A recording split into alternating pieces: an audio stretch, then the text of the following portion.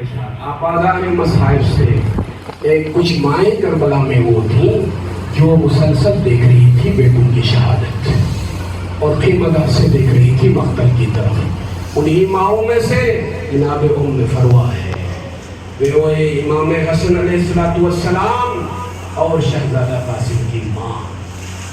آپادہ کے مصائب سے یاد کیجئے کربلا کو، گریہ کیجئے.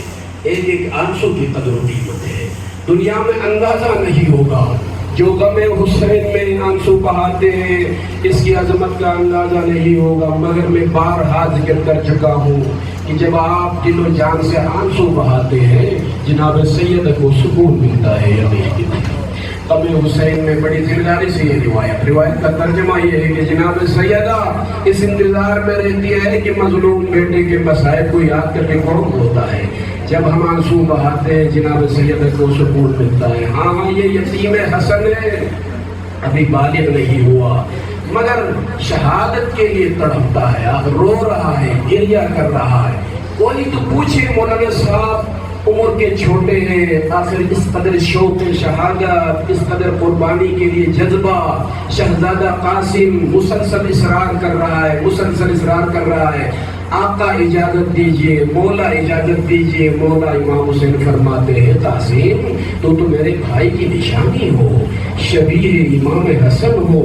کربلا میں جو شبیہ اہل بیت ہے نا، شبیہ امام حسن بھی کربلا میں اور شبیہ رسول اللہ بھی کربلا میں. شبیہوں کی قدر کیجئے.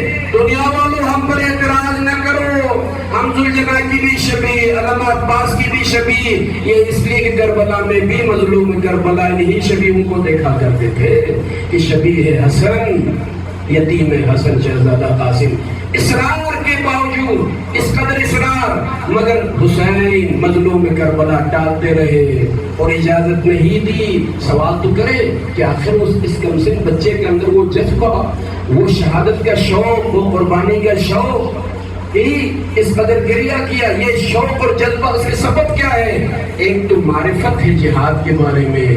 میں صبر نہیں کر سکتا، تیری مظلومیت اور غربت کو دیکھ کر دل کرتا ہے فوراً مقتل میں جاؤں اور اپنی جان پیش کروں. شہزادہ قاسم حسین کی غربت برداشت نہیں کر سکے، مسافرت برداشت نہیں کر سکے. شہزادہ قاسم کا یہ بیان ہے، انا اراک غریبا بین الاعداء.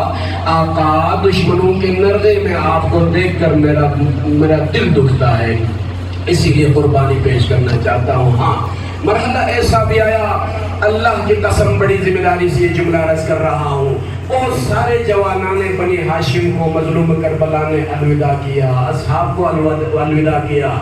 بڑے بڑے معتبر علماء کرام نے لکھا مگر اکبر کو بھی الوداع کیا، غازی عباس کو بھی الوداع کیا اور اصحاب وفا کو بھی الوداع کیا.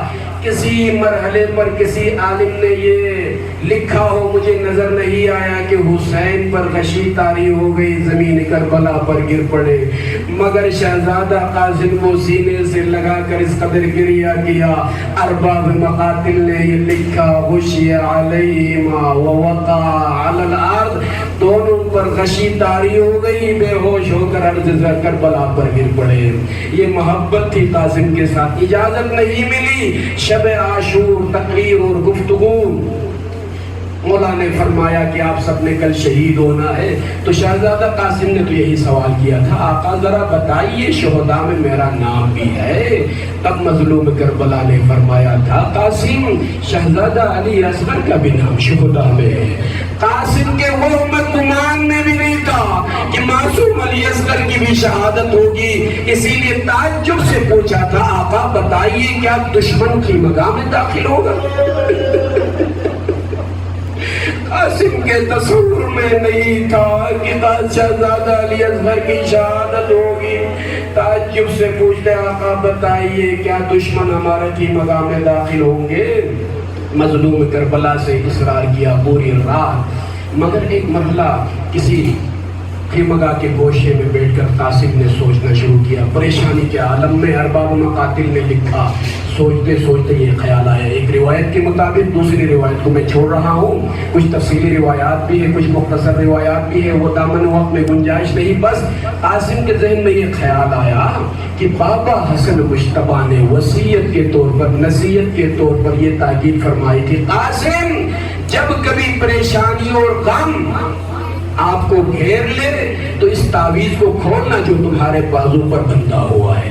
कासिम मौला हसन की शहादत के वक्त 3 साल या 4 साल का बच्चा, इसीलिए इमाम हसन ने तावीज की सूरत में वसीयत फरमाई थी और फरमाया था कि मैं नहीं हूँगा करबला में।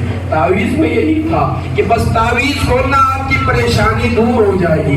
कासिम आजमाइश में था, इम्तिहान में था कि आका इजाजत नहीं दे रहे। यकीन कीजिए जब ख्याल आ गया कि तावीज खोलने का, कि बाबा ने फरमाया था जब परेशानी लाहक हो तो इस तावीज को खोलना। इस तावीज को खोल कर जब देखा, लिखा हुआ था, कासिम बेटा वो दिन भी आएगा करबला में, मजलूम करबला नरग़े आदा में मैं नहीं हूँगा, मगर हक अदा करना है तूने। इस कदर इसरार करना, इस कदर इसरार करना कि इजाजत मिल जाए। इस खत को देखने के बाद, इस तावीज को देखने के बाद फौरन आगे बढ़े। जुमला याद रखिए, इस तावीज को देखने तक, इस तहरीर को देखने तक कासिम आजमाइश में था। जो ही तहरीर पर हुसैन की निगाह पड़ी, हुसैन आजमाइश में मुब्तला हो गए कि अब निशानी हसन और यतीम हसन को इजाजत देनी पड़ी और इजाजत मिली। मगर इस कदर अर्ज किया कि कासिम के दोनों बाजू हुसैन के गले में है, हुसैन के दोनों बाजू कासिम के गले में है। इस अंदाज में गिरिया किया, इस अंदाज में गिरिया किया। बड़े बड़े मोतबर उलमा ने लिखा, गशी तारी हो गई, जमीन करबला पर गिर पड़े।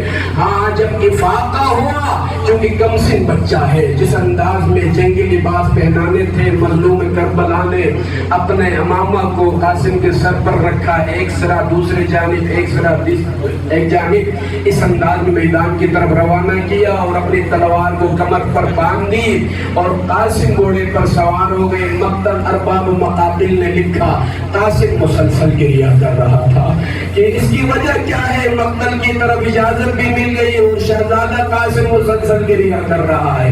वजह यही है कि ये खौफ के आंसू नहीं थे, खुशी के आंसू थे कि जो शहादत के जज्बे से सरशार से आगे बढ़े। हाँ, ये मरहला वो था। कासिम ने अपना तारुफ करवाया, इन तुनकुरूनी फानब्नुल हसन, ए आदा, ए दुश्मन अहले बैत, अगर तुम्हें मारिफत नहीं है पहचान लो मैं कासिम हूँ, फर्जंद हसन हूँ, खानदान अहले बैत से मेरा ताल्लुक है। इस अंदाज में जंग लड़ी, इस कमसिनी में कई लोगों को वासिले जहन्नम दिया। इसी असना में हमीद इब्न मुस्लिम का ये बयान है कि मैं देख रहा था इस मंजर को। एक लईन ने कहा, अगर ये शहजादा इसी अंदाज में लड़ते हुए आगे बढ़ा तो मैं छोड़ूंगा नहीं, इसको जरूर कत्ल करूंगा, ये कहना था। मगर मरहला ऐसा भी आया, बस मैं वो मंजर बयान नहीं कर सकता।